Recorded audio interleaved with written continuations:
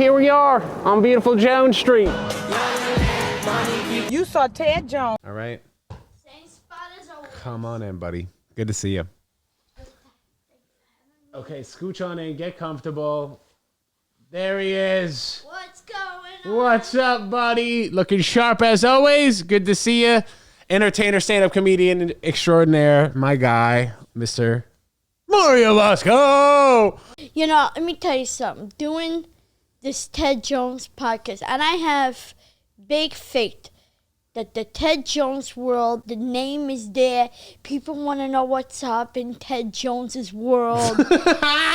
My guy. His opinions. Yeah, bro. Whether it has to be with food, politics, women, life, comedy, whatever it is, I think Ted Jones needs his own sitcom or his own talk show.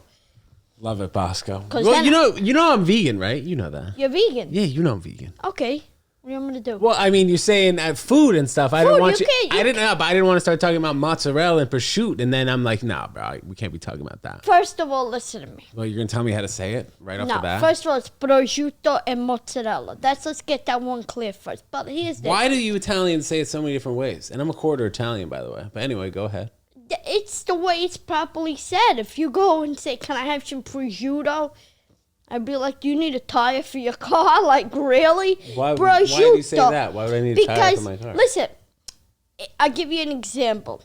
If I was going to 2J's in Boca, and one of my favorite things to eat in 2J's, I don't care if he's vegan or not, is potato latkes. Latkes are my favorite. Applesauce, sour cream. Let me tell you something. Leave me alone. I do not want to be disturbed. That's a good Hanukkah food. It is. It's an actual all year round food. Yeah. You have to eat them fresh, right out of the fire, right out of the grill. Greasy, whatever. Yeah. Do you eat those? You know, you can actually make those without egg, and they're just as delicious. So I'm sure they are, but so my mom was make. Do they taste good without egg? Like, egg is the binding. What do you use for Yes, binding? it tastes delicious. What do you use? Use applesauce instead of the egg. And then you dip it again in the applesauce. Let me tell you something. And then also for cake, you can use applesauce too instead of the egg. These are little vegan tricks, Mario. Last night, I went out to eat, and I had sauté broccoli rabe, vegetables. Okay? You don't eat broccoli rabe? No, I eat broccoli, Rob. Okay, I'm only allowed to eat so many things. Broccoli rabe is a vegetable. Vegans eat broccoli. It's with sautéed with olive oil. Can I have olive oil? Dude, yes, I can have olive oil. Garlic. Okay, so I can have garlic. he's a quarter Italian. He could have broccoli rabe with sautéed garlic and oil. It was good. I like a lot of vegan dishes. Like, don't give me an Impossible burger. No, I'm not going to do that. But if you give me a vegetable dish, I like a vegetable dish. What do you do for pizza? Because I seen you eat pizza. You see me eating vegan pizza. Where do you get vegan pizza in the They city? have some places. It's not up to the standard of, traditional pizza since it's been around a very long time. Now, what can you not have traditions? The dough? Or No, can the you, cheese. I'm going to say this because I thought about this today. I saw this kid come in the doors as an open micer, hanging around. Then he was open micer. Then he got to move up to regular spots. And now he's running the show. And I got to say, I'm very, very proud of him. Because Who are you talking about? you. What do you think I was talking about? You didn't start off, you didn't do a subject. You just said, I saw this kid as an open micer. Yeah, you. I know who you're talking about. I mean, you talking about me? I mean, are we serious? Who are you talking about? You. Yeah, but bro, I didn't know you didn't say it right away. I remember the first day you came into the shop. I was sitting at the bar with Ed, and you walked in, and I remember you walked in, and the guy goes, "What's that?" And I go, "Ted Jones. He's funny. He's a good kid, but he's getting it. He's good." He goes, "I goes, you want to give him a shot?" I swear, you could ask Ed, and he said, "Yeah." I go, "Let's go, give him a shot." And then today, I saw him the other night. The way you operated and ran the show, like a boss. And I'm not just saying that. I'm not saying that because we're sitting here live on camera. I don't blow smoke. I just tell you straight out the way it is. And I like that. One thing I like, when it's business time and serious time, don't mess with this kid. Because it's business time. pleasure is a different song than dance. And I learned that. And this kid used to produce at the Stand, and you produced at Moxie Hotel, which Moxie you did. Hotel. You did, yeah. And I loved doing that place because the room was always fantastic. There was never a bad crowd in there. And then he basically, there was other people running the shop, and came in doing open mics, and then did spots. And soon after, it's like he got his own show there on Monday nights, Margarita Monday with Ted Jones. Cool. And now he basically runs the place. Did you ever have a period of time in your life where you were drinking, or not really? No. When you do drink, how often do you drink, if you do? Not often at all. I like cooking with alcohol. I don't like eating alcohol. So what would you put, like wine on pasta? Yeah, I don't wine on pasta if I'm making a nice sauce. So I use tomato. I make a nice tomato. I have like techniques I do with tomatoes and garlic, olive oil. Then I finish with a little bit of butter, and then just to cut the acid of the tomatoes, I use red wine or white wine, depending on what I'm having it with. So if I'm doing like a tomato, I'll make the sauce, and then what I do is I take a little portion out, and I put a little bit of water and white wine, and I make a macchiato, and that's good for like a light brothy, tomato-y broth soupy, for a nice pasta dish. It's good for seafood and stuff like that. But if I'm doing a simple Sunday sauce macaroni, then red wine, simple. About this much glass, maybe a half a glass, whoop, right in. You cook a lot, huh? I love to cook. Yeah. I learned how to cook from cooking shows on TV. Watching a lot. Which one?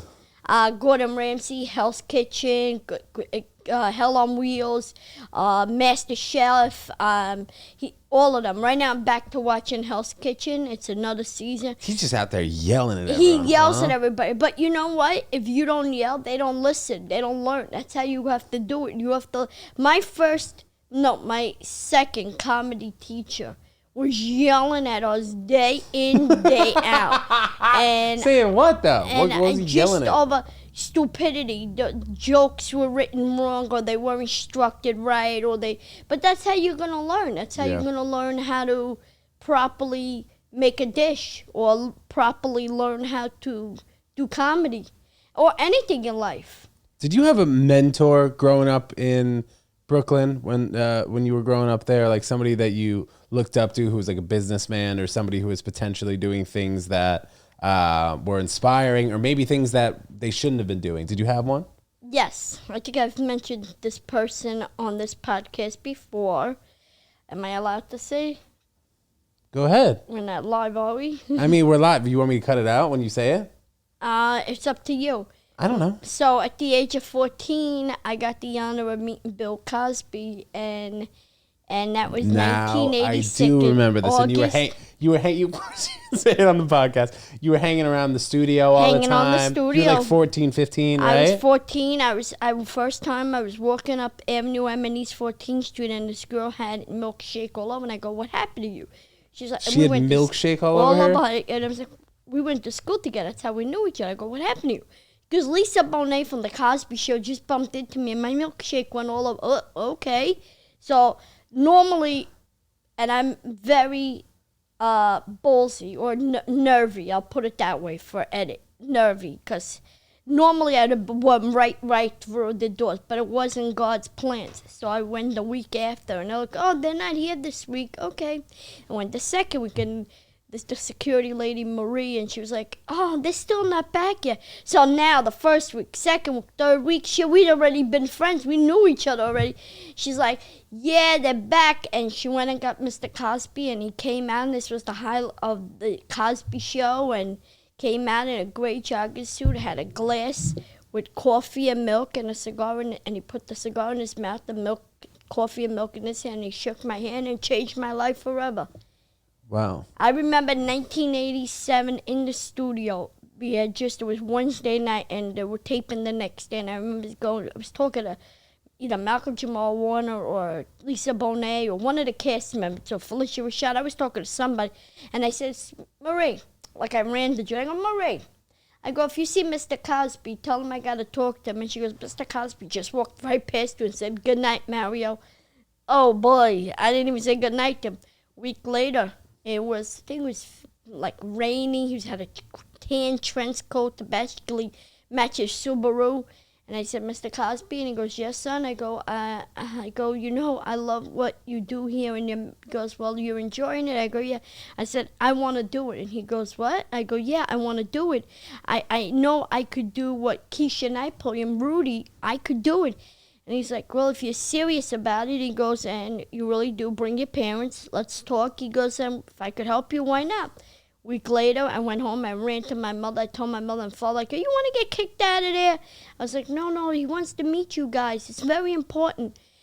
My father didn't come till much later, but my mother came then, because when I got to the studio, Mr. Cosby says to me, and I believe in things mattering to happen for a reason.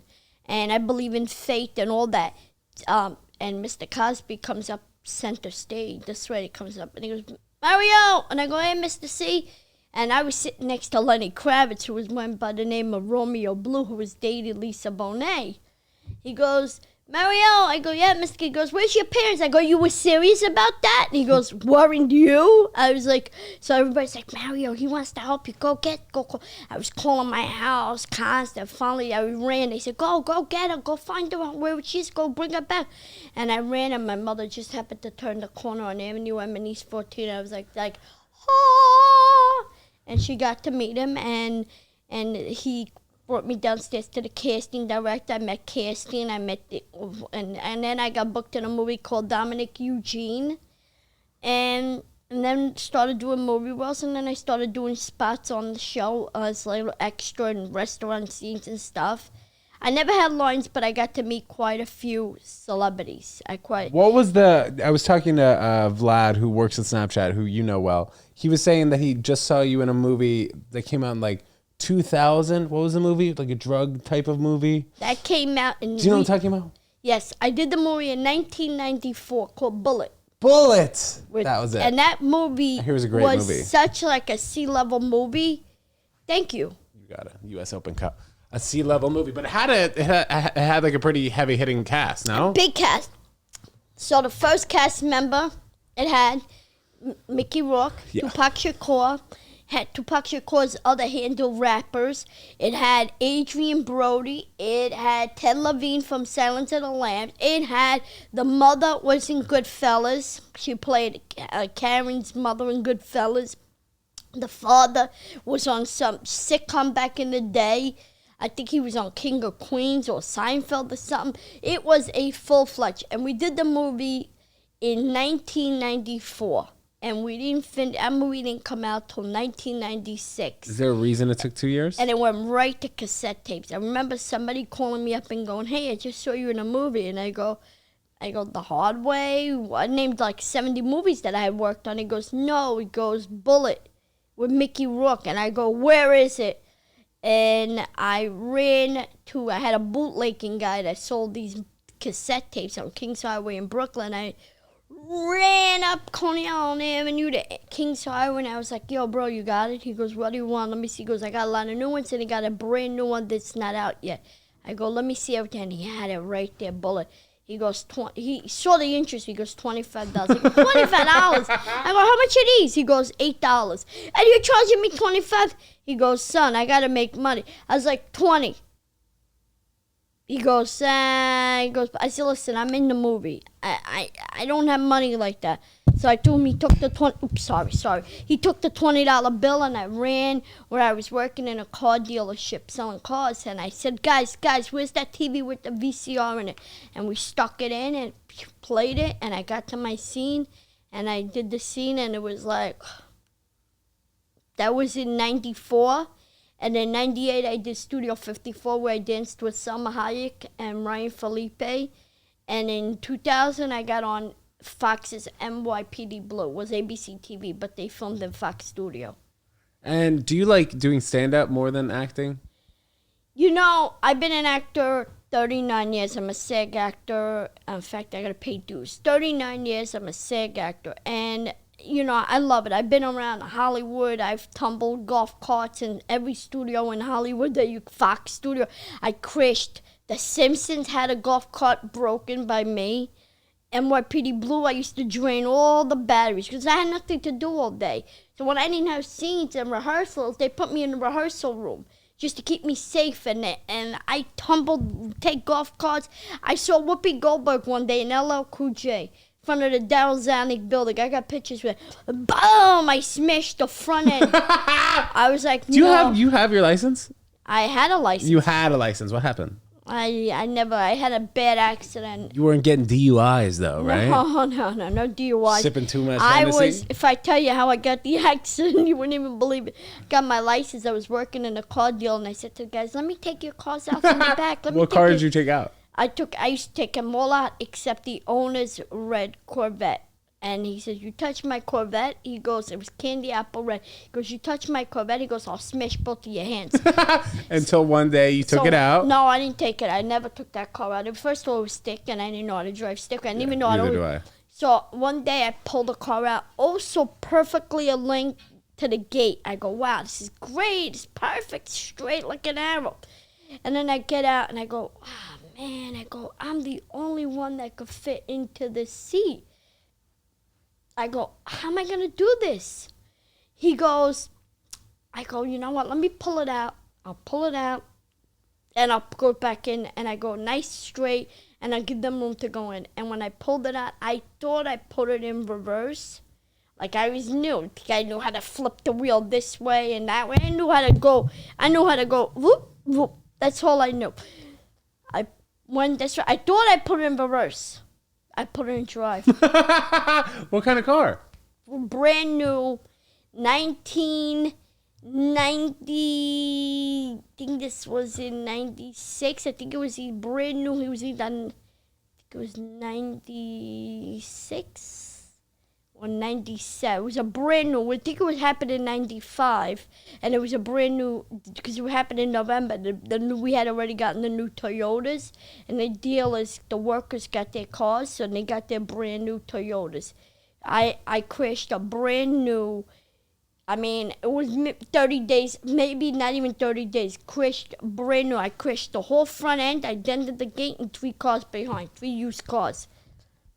Enough damage to go run on that. It was like 2 parts of me, one split in half, and I go, should I run home, hide under the bed, and just, they'll know it's me, but I'll get a phone call and I'll ignore it. I won't walk past that street for 5 years, and then they'll forget about it. And then the other half is like, you know what, I'm going to fess up and go tell the truth. It was an accident. It wasn't on purpose. I wasn't looking to smash their cars. And thank God that the owner was in Florida and his son-in-law was here. And right away they took the car that was smashed, the brand new car, and the 3 used cars behind the gate. The guy, one of the workers banged out the gate the next day. And the 3 cars went to the shop. They got the bumpers redone, they got cleaned up, they got put behind the line again, all the way they were, and the car I smashed pretty much basically just gotten a new patch. They cut out whatever they did. But I told the owner before he died, I said, by the way, I go, your son paid 50 driving lessons, which is the truth, 50 driving lessons for me to learn how to drive, and then about a month and a half later, I crashed 4 of your cars. And he starts laughing. Oh, good. That's so crazy about all car lots still will have hundreds of cars out front. And I've always wondered, like, what if somebody just comes up and crashes every single one? In Staten Island, my friend, same dealer, he had all the cars outside. If somebody's driving and they're on the phone and they lose control. Or like an 18-wheeler truck, you just take out like 20 of those. 20. Yeah. And it's sad. How did you lose your license, though? You didn't get back to that. No, I didn't lose it. I just got petrified. Yeah. And I never finished the... Also, you don't need to drive where you live. I don't... You know what it is? I have so much on my mind going through life, comedy, joke writing, videos, and podcasting, and this thing, that if I got behind a wheel, I don't know, as soon as my phone would ding, I'd go, oh, it's TikTok, it's Instagram, boom. So it's not worth it for me. I mean, if I had a clearer head, and I had a more relaxing mind, and I would drive. You know, I was gonna drive in Vegas. I was gonna take a chance and have my friend rent a car and me drive, but When's the last time you drove?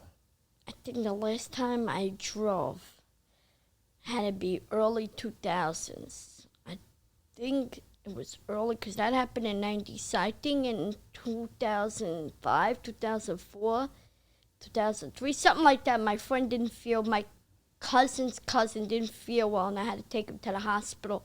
And I drove his car. I loved it. I had fun driving that car up and down the streets. I knew how to ding, left turn, I knew what I was doing. But now, Instagram, let me tell you something. Instagram messes up your brain. I thought Facebook was bad. You spend so much more time on Instagram because it's just at your fingertips always. It is. Like, I'm on the train and I shut. Is that Instagram calling you right now? Can you imagine? You know, I'm on Instagram and I turn around, I close it. A second goes, I tap TikTok. TikTok is nothing that I'm interested in. I'm checking my numbers. Boom, I go back to Instagram. It's like a mental, clicker. I think I need to detach myself from Instagram. Do you put a timer on them? Do you know what I'm talking about? You do? Well, yeah. So for both of them, I have like a couple hours a day that I'm allowed to use them. And then eventually it'll say your time limit is up.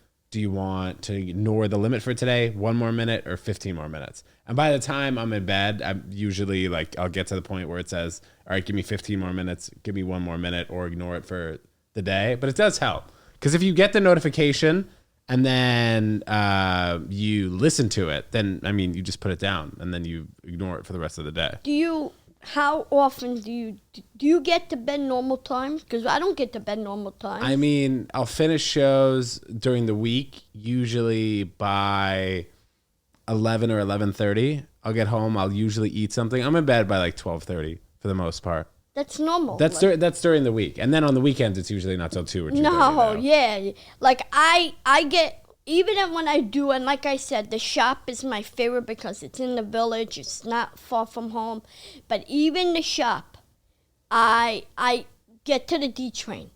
I have to take the D train to 62nd. Let's not give away your address so much. I'm not giving my address. Right. I'm telling you where I go. I don't tell you where I live. No, I'm not that stupid. But even I take the D train to 62nd. 62nd, I take the N train. And now, once I get off where I have to get off, oh my God, let me tell you something. And now it's not like I'm going home. I'm going someplace else. So by the time I get home, it's 2, 3 o'clock in the morning. During the week? Yeah, damn. By the time I get to bed, it's 5 o'clock in the morning. How many hours a day do you sleep, you think? How many hours a night? Not much. I get to bed, like last night, I got home about 2 o'clock in the morning. 2 o'clock in the morning, and I got back to Brooklyn by 9:30, 10 o'clock. My friend goes, let me drop you off home. And I could have went home, put a movie on, relaxed, and go to bed early. And then I ended up going to my friend's cafe, hung out till 2 o'clock, and then got home. Now, at home, I got to click the TV on, okay, because I can't sleep without the TV. TV has to go on. The TV runs the whole night until you wake up? Really? All night, yep. And then on top of the TV, if there's nothing that's interesting me, I get on the iPad. Now the iPad's on, and I gotta watch a cooking show. Cake Boss, this thing, Gordon Ramsay, something, and now that's on. And then a half hour later, I turn the iPad off. TV stays on. I gotta hear something, because if I hear quiet, I think of crazy things. Like I hear like noise. I hear like I'll be like, oh my God, like there could be wind. I have people upstairs, people downstairs. You ever think about getting a white noise machine? You know what that is? No. It's just basically it's bedside and it has all these different sounds, so you can choose which one you like the best. It's basically like a shh, or they'll do nature sounds or thunderstorms or rain, things of that nature that you could put it on and you could turn it up. And also if people are upstairs in your apartment, it'll adjust, the machine will hear that and it'll get a little bit louder so it won't distract you from that. You should look into it. Yeah, I have that. You like it? Yeah, it's great. And so I don't use it every night, but if I like in the middle of the night, if my neighbor is making too much noise or upstairs, I start to hear stuff, I'll tap it on and then I go back to sleep in minutes. I'm a really good sleeper though. Yeah, but see, like from the shop, you get what, the train right to 8th Avenue. Yeah, so and then you don't have much to do. Me, I have to go all the way to. Sure, that's what I mean. But if you having all these screens, or at least for me, and I feel like other people too, when you have that much stimulant in your eyes and then in your brain with the sound, it's just tougher to fall asleep if you try and go to bed right away. Well, you know what happens is I'll get it. I'm in bed. And now I'm rolling over. What's the first thing I'm going to grab? I put the iPad phone. down, the phone. Yeah. It's like a pacifier for a baby.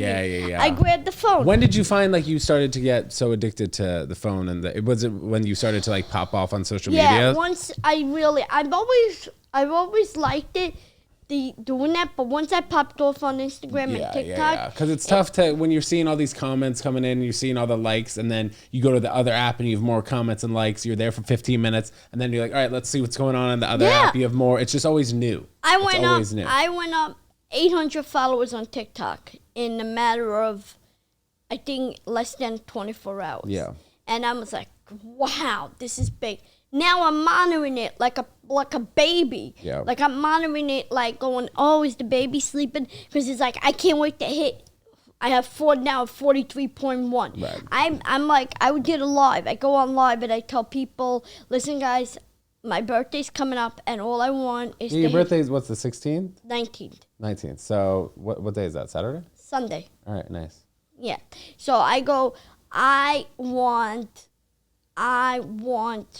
to hit 50K on TikTok. But then I hear Sunday, my birthday gift might be TikTok disappearing. Yeah, that's crazy.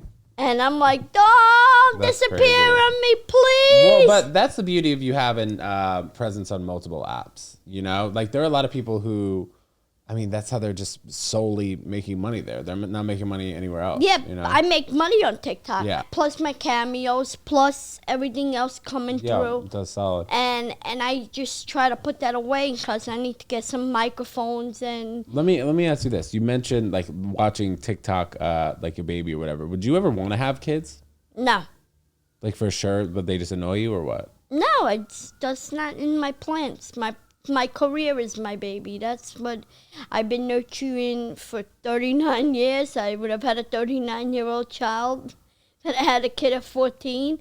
What? I know, right? Wait, what do you mean? Why did you make that face? Why would you have a kid at 14? Well, a lot of people had kids at 14 back. Who? What do you mean a lot of kids had kids at 14? You asked, do you have your grandparents with you? Are they still alive? Yeah, but they didn't have their kids when they were 14. They were probably married by 16. They were married young. In Europe, they get married. They were married back in like the early 1900s, like 1930s, 40s. Well, but then you only lived till you were like 35. You know? No, they lived. Yeah, not that much older. I'm sure your great grandmother was probably married at 15 years old. How old do you think she lived till though? If she was married at 15? Probably 50. Maybe a little longer. Probably. They weren't that bad because remember, back then life was cleaner. What do you mean cleaner? Cleaner? What do you mean cleaner? No, it wasn't. People weren't taking any showers. No. Life was cleaner that day. The food was pure. There wasn't carbon monoxide. There was no trucks burning gasoline, all big rigs. You go on the highway, they used to have horses. That's what they did. If it took them 4 days to get to you, they got 4 days. But the food was much better. The water was pure, was cleaner. They haven't changed the pipes since then, like 80 to 100 years. Yeah, but those pipes, they're starting to now. But the pipes were cleaner then, and they really didn't have much. There was no monopoly. They worked. There was no comedy. You know what they used to do? So, the first person to start entertainment industry. So there's a school in the city that I went to called Stella Adler. Yeah, I did Stella Adler. Her father created the comedy, the first Yiddish American comedy theater It was basically an open door for pertainly for Yiddish people, Jewish people, but then it was also open to non-Jewish people. And it was to bring laughs, and they did puppet shows, and everything was not scripted. And every night they'd go there. There was no movies. There was no TV. If you had a TV in your house at that time, you were rich. That means you had money in the bank. Their paycheck at that time was in the 50s, they were bringing home maybe, I know in the 40s, my father was making $20 a week. And my dad was born in 1930. So go back 15 years before that, they were making maybe $7.50, $10 a week. Okay? And that was like if you had money doing that. Like $5 a week was what they were bringing. And it was split up between just food and whatever necessities they needed. And, there wasn't all these vitamins. They ate clean food. They ate vegetables. They had poultry, and like you said, that was true vegan. That was true organic, because all the food that they would cook was made homemade. It was made fresh. You know what I'm saying? If they wanted to have a chicken that night, they had fresh poultry that day. Back then, a chicken would feed 2 to 3 people, 4 max. Today, a chicken feeds 8 to 10 people. Is that right? Because they're pumping it up with all these antibiotics and all this garbage. That's why people are dying today. A lot of people have cancer. A lot of people I know battling diseases. Why? Because they're eating these foods. They're going out to eat a lot. A lot of stuff is made with non-healthy butter. So I say to you, whoever's vegan, God bless. God bless. Because I'm not, but let me tell you something. I watch what I try to eat. You know what I'm saying? Eating vegetables is the best thing you could eat. I don't care if you're vegan, non-vegan. Having sauteed broccoli, have spinach, have collard greens, asparagus. That's why, like, when I go to the comedy shop, I get Brussels sprouts. They're made so good there. It's one of my favorite places to get the Brussels sprouts. Then, you look at the life that they had. They didn't have a life. They get up, they go to work, the men went to work, the women made the house a house, and that's it. A lot less distractions, and I think that's also why you talk about maybe my great-grandparents potentially getting married at a very younger age. It's like once you find someone that you like, all right, let's stick around. Not even like love. No, but that's what I mean. It's not like now so many options. But marriage then wasn't like today. Today, your friend might say, hey, Ted, I got this girl for you. Hey, you might want to hook up with her, and then if you want to date her, it's up to you. You're laughing at it. I'm the truth. Back then, you know what they used to do? You get married on the spot. Back then, somebody would be be set up.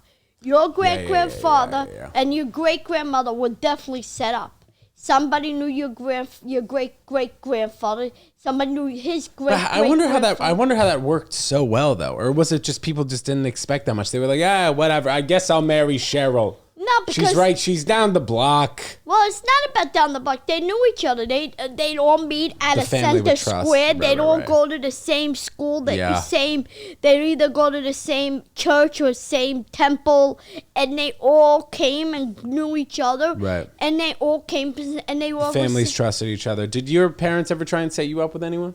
No, I wanted my sister, but not me.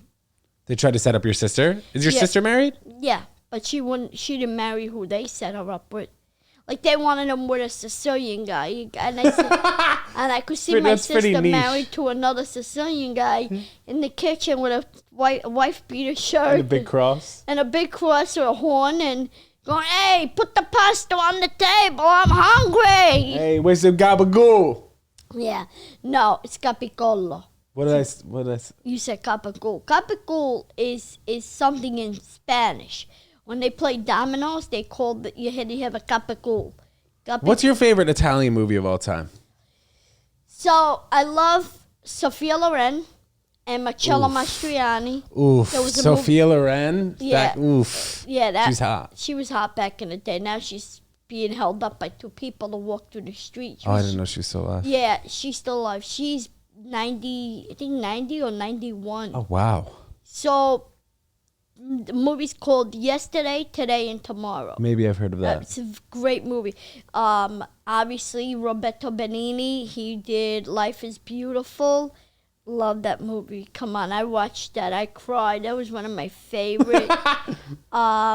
There's another movie called I Love, one of my favorite movies, two of my favorite movies. And I'm not saying this because you're Jewish. I say this because I like the movie. My favorite artist that I got the honor to work with didn't get a picture with. I behaved out there. I didn't have a phone. There was no phones then. You had a phone. Who do you think I got the honor of meeting? What year was it, dude? I have no idea. 90s. 90s? That's a whole decade. Uh-huh. Wait. And you said it was one of your favorite movies. Female artist. Female, Jewish. Jewish. She's Jewish? From Brooklyn.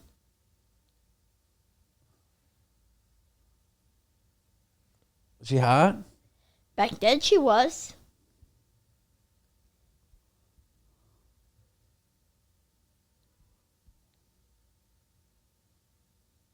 You're killing time. Yeah, I'm trying to see you go. I don't know. You were like, huh? Yeah, I don't know. Huh? Brooklyn, Jewish, singer, film director, movie maker, talented. Love her. If I tell you. Oh, Barbara Streisand. Yeah. All right. Okay. So I love Barbara. I got to work with Yeah. her in a movie called The Mirror Has Two Faces and Princess Tide. And she was directed. She was too busy on Princess Tide, and I didn't get to like go. And I was standing in there working as a stand, and she's like, "Darling, sit here." I was like, "Okay." She goes, "Look up," and I did what I had to do. And she was, "Okay, step out." And the actor sat in, and one thing I love her music. Every song of hers. This song, "Don't Let Them," from Funny Girl and Funny Lady. It's a story about an actress a Broadway actress coming through the streets of New York City, and she has a song called "Don't Rain on My Parade." And when I feel like my world is falling, my comedy and whatever, I listen to that song and it just brings me to life. But my second film that I love, and her film that I love of her, is called Yentl, because she tells a story about her father, and that's a great story she tells. You should watch these classics because they're really meaningful. I bet you've never seen The Fiddler on the Roof. Shame on you. I know. I've heard of it, obviously. But. Shame. And then they had the Broadway play too. The Broadway play. I didn't get to see it on Broadway, but I had the movie on my phone. I watched it. It's a long movie. He wanted, same thing with the matchmaker, and he wanted his daughter to marry the shoemaker's son, but the daughter wanted to marry a poet, and how does the father go and tell the father of the shoemaker, my daughter doesn't want to marry your son, but she's forced to, but she doesn't. She runs away and she says, Papa, I'm not in love with him, and I'm in love with this guy, and this guy's a real putz. He's just a putz in the movie. He falls backwards. He's like doing the poet or the poet. son? The Okay. poet. And shoemaker's son is a real businessman, a money bringer. He's gonna bring money to the table. He's established. He sells shoes to the whole town, and I know that they're very, very happy, and I think the character's name was Maze. It's with an M. And she don't want to marry him. She wants to marry the poet. She marries the poet. And she says, Papa, at the wedding, she goes, Papa, I'm sorry I went against your decision. Well, I like keeping tradition. One of my favorite songs is To Life, Tradition. I'm a big Broadway buff. I love musicals. And that's a great movie to watch. My grandma talks about how when she grew up, times were easier. Times were easier. Jobs were easier. You didn't have a whole city full of people. There weren't all these skyscrapers. The tallest building at one time was the Empire State Building, and that's been around since the 1900s, 1922, 1927. The tallest building then came the Twin Towers. All this is all about money. It was not about that then. Life was much easier. Much easier. You didn't have to worry about it. The husband went to work, whether he shuffled sand or dust or horses crap, whatever he had to do to survive. They bring in a living. They lived a good life. The kids went to school. What do you think growing up in Brooklyn from, do you still live in around the same area where you grew up or no? Yeah. What do you think has been something that's major that's changed besides maybe the age of the people who have come in? Well, a lot of people, so I live in a building that was considerably family because a lot of people, there was two kinds of people in the building. There was Italian and Jewish people. And unfortunately, I'm pretty much the last tenant left in that building. Wow. That exists. Most of them are now mixed, different races, and it's sad. But like my neighborhood is predominantly it's an acidic neighborhood, but I know my neighbors. Like I could run to them, God forbid, emergency. They're all great people. You understand? And you don't have much of that around. You don't have that. Understand this? You go on and you'll see what's going on in the news. I mean, guy push a guy in a train, guy puts people on fire, guys doing. Look at California. My heart breaks so bad for Los Angeles right now for what they're going to. My friend Marco lost his house. I got people out there. I got so much people out there that you have no idea. I could go to any comedy club. Pretty much every comedy club I could walk into and get 5-minute spots or say hello and go upstairs, and that hurts me. And I was supposed to be there this week, and I was supposed to be home today. And it's like a world turned upside down.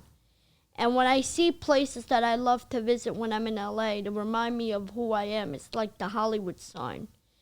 And to see that on flames. Like, I've been up Hollywood Boulevard. I take pictures of the stars. Like, I'm a real Hollywood, like, daytime. I'm at the Grove. I'm at the Farmers Market. I'm over here. I'm going here. I'm going there. At nighttime, I go to Sunset Boulevard. I go to North Hollywood. I go to the Valley.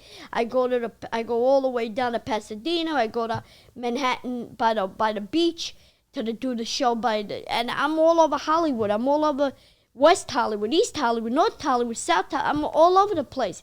And to see this disaster, this tragedy take place, my heart's with every single body out there because it's sad. Yeah, it's terrible. Have you been to LA? Yeah, I was out there. I think recently. Yeah, we briefly spoke about that. I went out there for a Snapchat show. But how do you think since you've been in entertainment for so long, how do you think the progression of social media and I guess the iPhone has it made things better for you? Has it made since like you've become big on social media? You know, back in the day when I started out, in 1987, I became a SAG actor in 1989. So I was an 80s actor. I worked on sitcoms. I met people from different sitcoms. You know, my house used to be like a marketing center. So I had the phone, I had the phone book, I had a box of envelopes, a Mylar 9x12 envelope, and then there would be rolls of stamps, cassette tapes with my 5-minute video of different scenes from movies, and letter, headshot, resume, and everything got put in an envelope. Then we got lucky and everything went to DVD. So the cassette tape went to DVD, so now it was easier package. It was lighter, the money was lighter. Perfect. Then digital came in. So it's like, hey, you just have to send an email and say, hey, how are you? Here's my reel, here's my headshot, here's my resume. I'm looking for representation. That has changed so much with social media. If an agent sees somebody with potential and followers, they're taking that person. Even comedy, like I've worked in a lot of movies. I did a movie that I auditioned for 6 times, and the movie, all I had maybe 3 lines in the scene, and 6 auditions. Got the job, so excited. Job got canceled. And today, it's different. The business has changed. Agents look at your social media before they read your back of your resume, and they go, let me see what he's on. Oh, but he's got 50,000 followers on TikTok. Oh, he's got 150,000 on Instagram. Oh, he's perfect.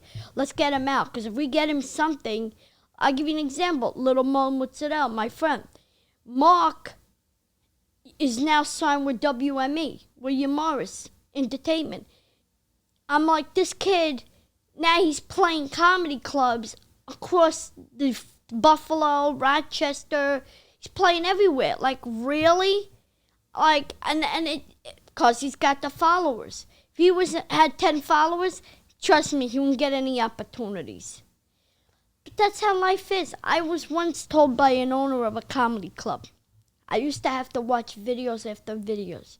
And I'd watch the first 2 to 3 minutes. If they had it and their laughs were big, okay, I put them on this side. The bit, I throw them right in the garbage. Now, you could have one bad show. You could have 3 great let's say he sees your tape and he's like, he's got laughs, but put him on the side, like whatever. And if I get to him, I get them. But if you have 50,000 and you could put people in chairs, you get that phone call, guess what? But I don't think that's right.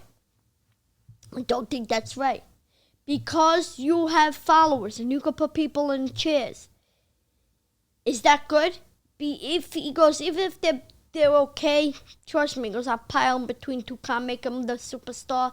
He'll go up there, he'll look great, he'll do a stand, and I'll put somebody behind him. No, but you're basically playing Russian roulette with him. Because now he thinks he's funny. He thinks he's could put people in chairs. And he's going to go work in a comedy club where is the real world. And he's going to get booked and he's going to flop. And now the club's going to have problems. And he's going to have a big problem on his hands. Well, yeah, I've talked about that issue specifically on this podcast a number of times where, we'll see in our industry people with hundreds of thousands of followers and then they're going on stage, but they don't have the presence of having, the stage presence to where it matches the 300,000 followers, where somebody who's been doing stand-up comedy for 20 years and they have 2,000 followers or whatever. And they don't get the right time of day. Yeah. So I think that, and it's really happened in the last 5 years where that's been an issue since COVID. I would say that the last 3 years, Instagram, it was through COVID that a lot of people posted videos. But that's also where I think that all of these clubs were like, all right, we really want to hone in on making our money. We want to have people who fill the seats. Yeah. First, but you can't look at it that about filling, like I see like my friends that are at different clubs. And some of them did good. Social media was a gift to them and they were funny already and they have a good career, like Anthony Rodia, who did the thing with Snapchat, the filter, and he plays his aunt and uncle. Fantastic.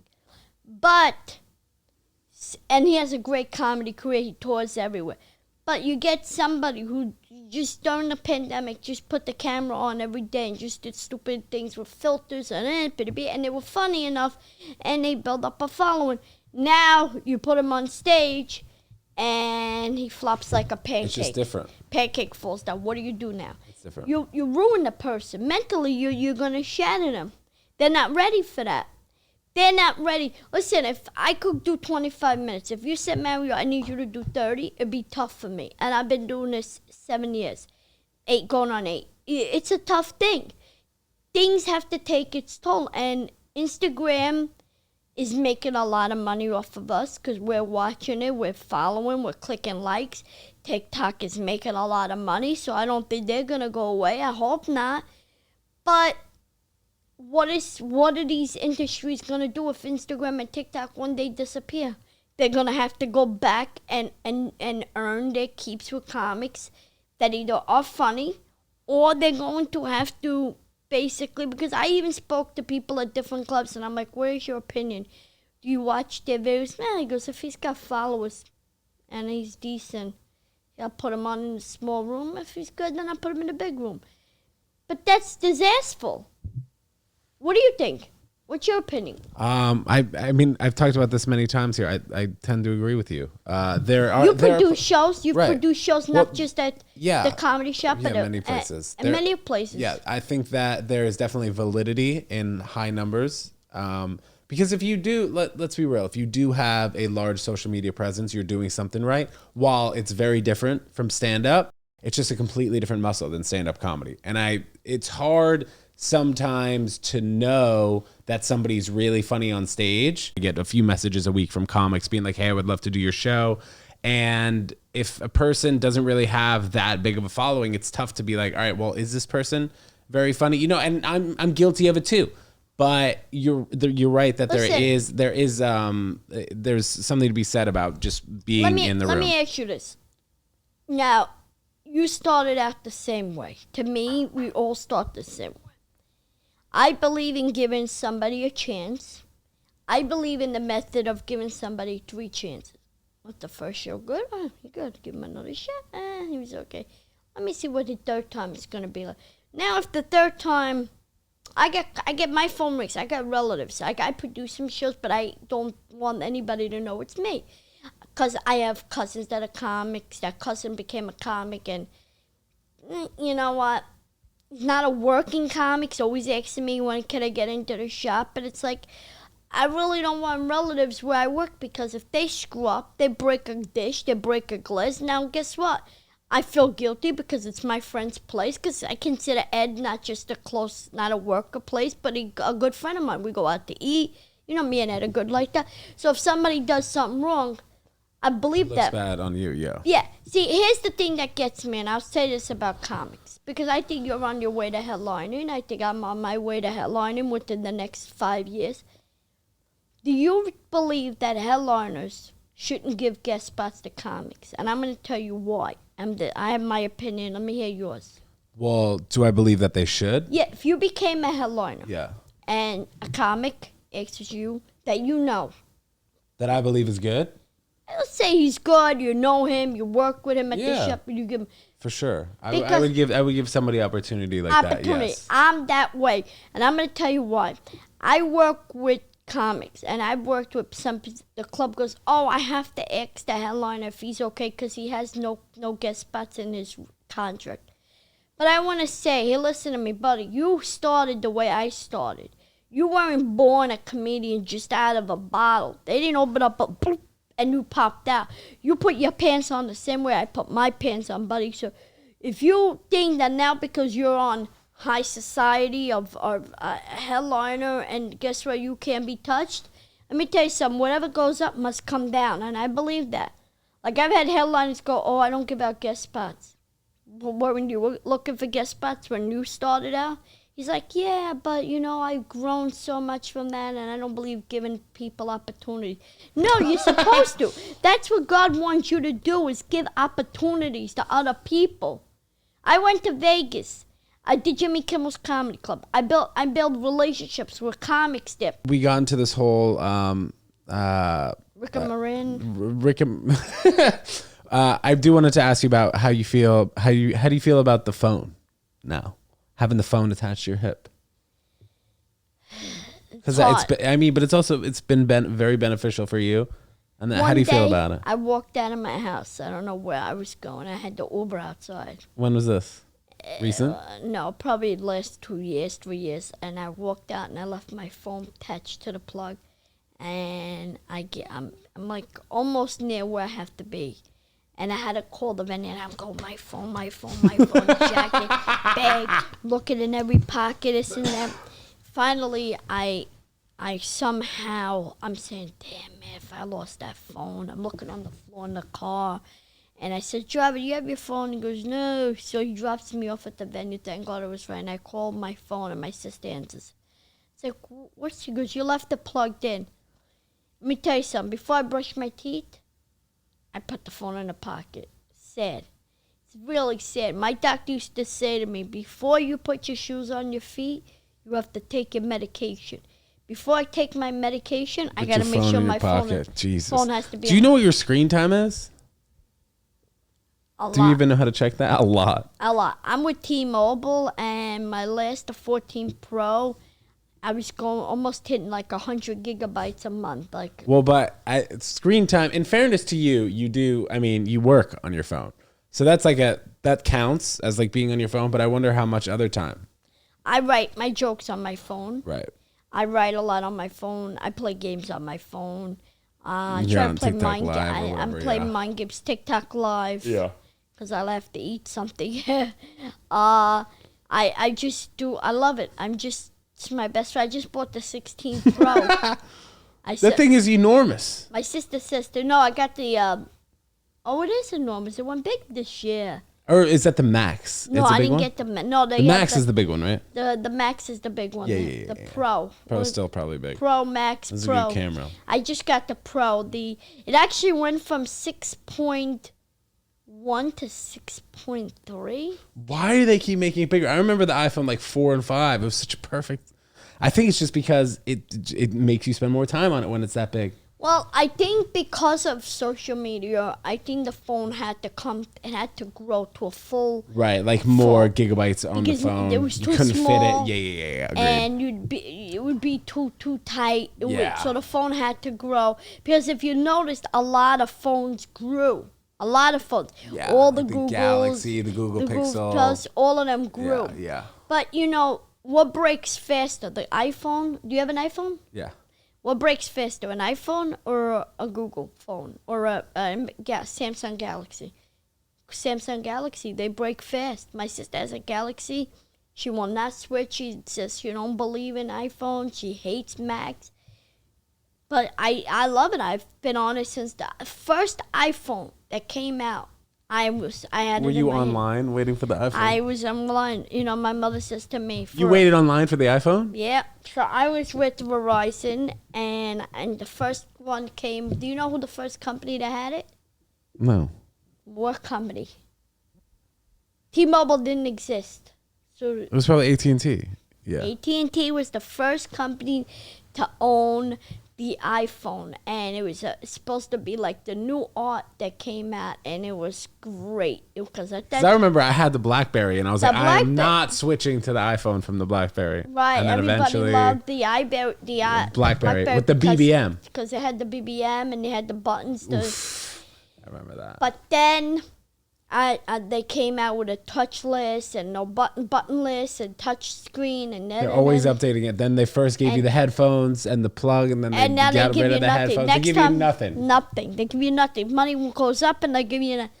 But I remember getting that first one. It was 300, I think. It was 300, I think it was. And I went and waited online. I had to be there for like the store door opened up at 9 o'clock. I was up like by 8 o'clock. I was in by the store by 9 o'clock, 8:30, 9, waiting online. I remember my mother going, for a funeral, you can't get up out of bed. But for iPhone, for a telephone, you're going to run. Well, yeah. In fairness, the telephone, it's being born. Yeah. It's not a funeral. I got robbed for my first iPhone, not far from me. And they took my phone away from me. Somebody took my phone away. How long was that after you got it? Maybe less than a year. Isn't that crazy how now, though, so many people have the iPhone that it's like, I feel like people don't really look for that. Well, back in the day, you took out the SIM card, you could use the phone. Like now, somebody robs, that's why they don't rob phones anymore. Like they rob phones, they don't need to rob it because as soon as they go to, they can't change it over because as soon as their information will pop in, and the iPhone has that secret little camera right in the front.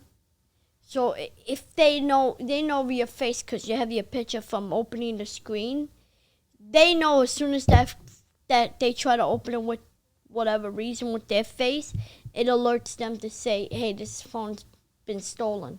So it comes up. They have the iPhone from where it was, and I had a regular flip phone. I remember my first flip phone was from Omnipop, which was T-Mobile's company. It was a company I remember was doing a movie called Witness to the Mob. And doing the movie, we were filming in front of a courthouse, and across the street was the Omni store. And I had gone the day before to pick out what I wanted. And I remember it was black. It was like the size of a Hershey bar.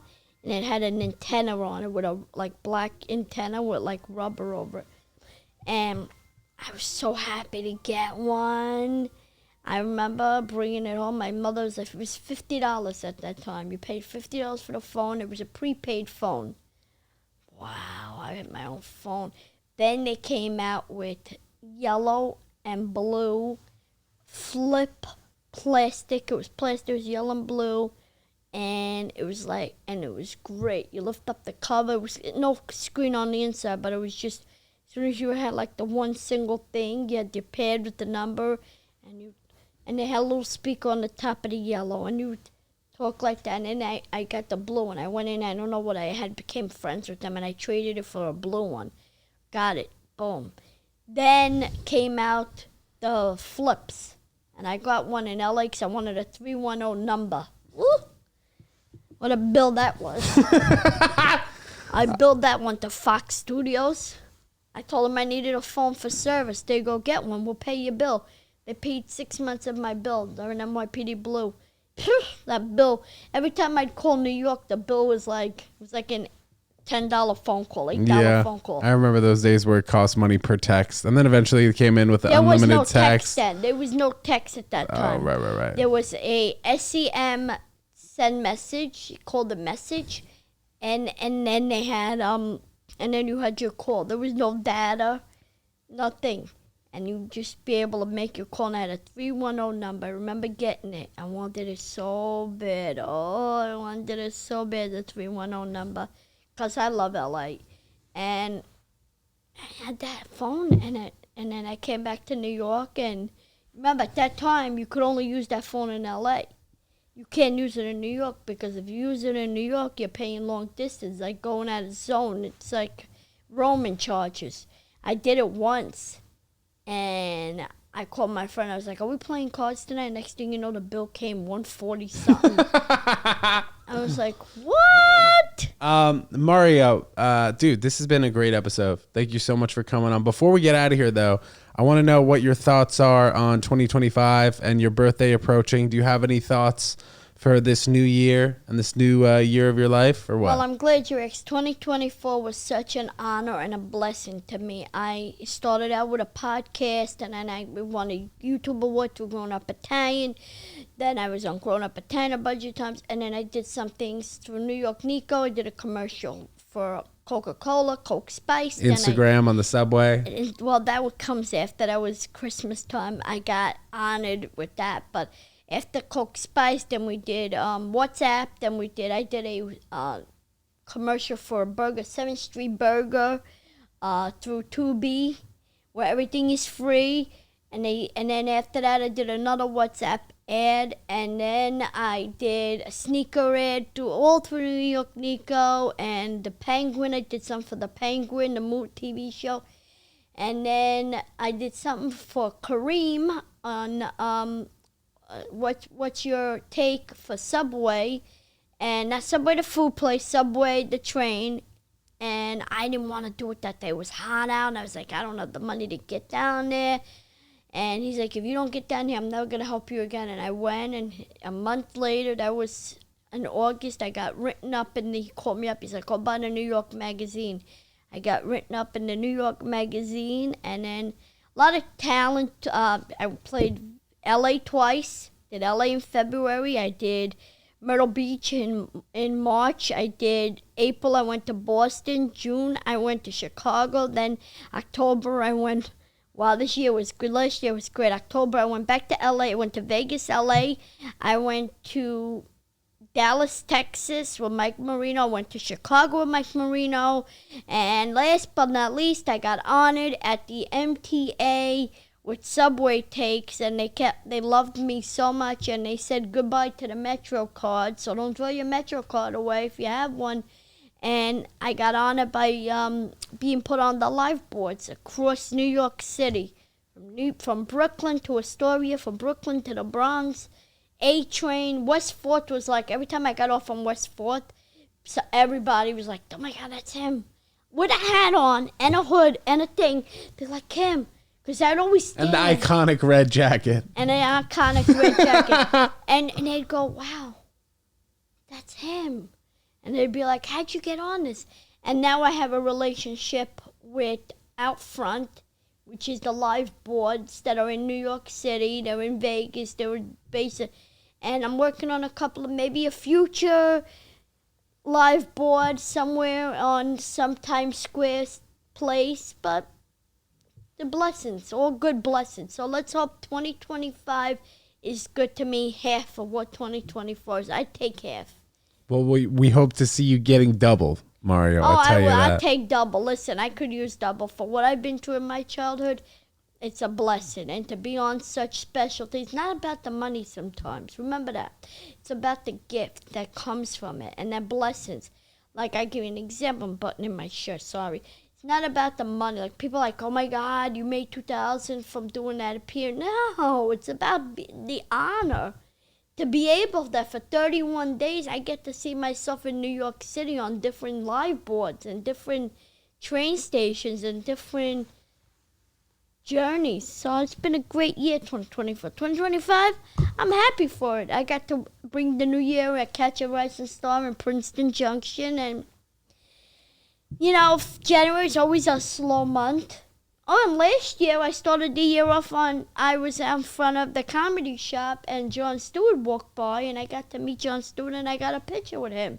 And a couple of days later, Louis C.K. walked by. Got to I didn't get a picture with him because Ed was outside.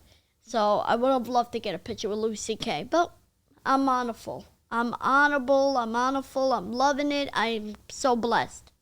And I just made up my own word. I love it.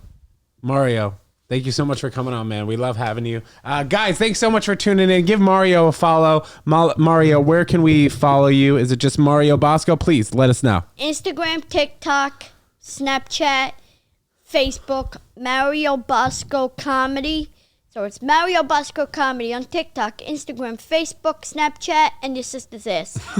I'm sure that's not going to make the cut, but thanks so much, guys, for tuning in. Mario, you're the man. Love seeing you. And until the next time. Yes. Come see Ted Jones, the comedy shop, Mondays, Margarita Mondays. Listen, he's a great comic. He's funny, and you're not going to make a mistake by seeing him. He's very funny. He's very talented, and I love working with him. Love you, buddy. I'll see you soon. Bye, guys.